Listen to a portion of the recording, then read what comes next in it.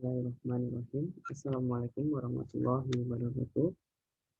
Perkenalkan, nama saya Oktorio Ananda, NIM 19060051.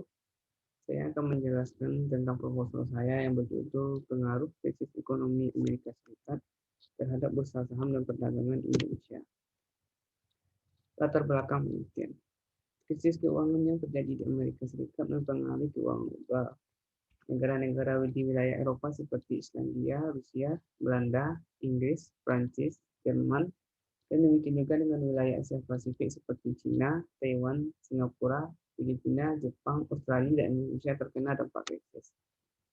Dampak krisis yang dihadapi negara-negara tersebut pada umum adalah meningkatnya inflasi, turunnya nilai tukar, turunnya pertumbuhan ekonomi, runtuhnya indeks bursa, dan sejumlah bank atau institusi keuangan korporasi mengalami kesulitan keuangan atau bangkrut.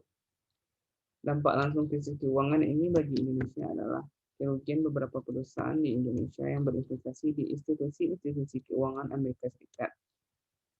Nilai tukar rupiah terhadap US dollar terdepresiasi pada tahun 2008 sampai pada awal tahun 2009 sebesar 11.900 per 1 US dollar. Akibat dari perubahan nilai tukar mempengaruhi kegiatan ekspor dan impor.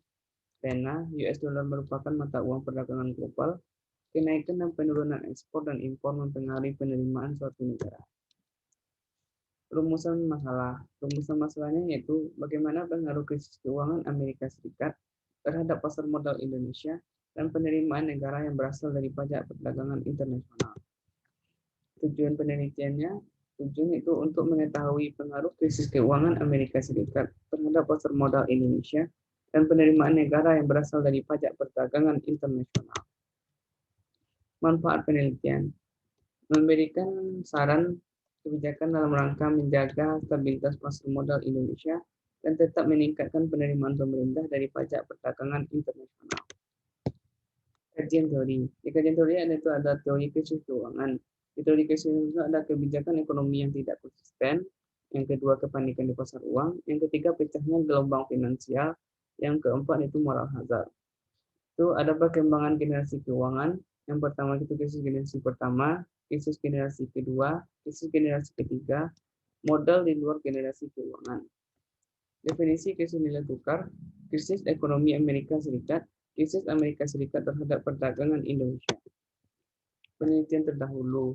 Penelitian terdahulu adalah Fang, mulai Tan Thompson pada tahun 2007, Kusuma pada tahun 2009, Zhang dan Han pada tahun 2010, dan Mitaneski pada tahun 2013. Hipotesis penelitian. Berdasarkan teori yang telah disajikan bahwa krisis keuangan Amerika Serikat berpengaruh terhadap pasar modal Indonesia dan terhadap penerimaan pemerintah Indonesia yang berasal dari pajak perdagangan internasional. Jenis dan sumber data. Jenis data yang digunakan adalah time series bulanan dari Januari 2007 sampai Desember 2019. Data diperoleh dari berbagai sumber, antara lain diperoleh dari Badan Pusat Statistik, jurnal-jurnal ilmiah, serta literatur-literatur lain yang berkaitan dengan penelitian ini. Satuan data yang digunakan cukup beragam. DJI, IHSI, ActionNet memiliki satuan dalam ribuan, IP dalam ratusan, dan data PPI dalam triliun. Model yang digunakan adalah model SPAR dalam mengestimasi data. Teknik ini didahului dengan beberapa langkah standar uji stasionaritas data atau stationary process.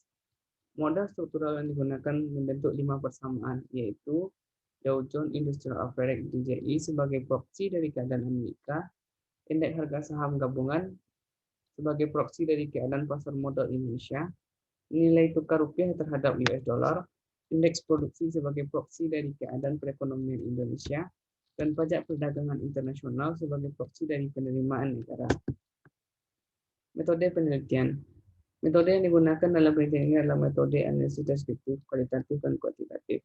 Metode analisis kuantitatif yang digunakan dalam penelitian ini adalah metode perhitungan korelasi person serta data time series dengan teknik estimasi SPAR.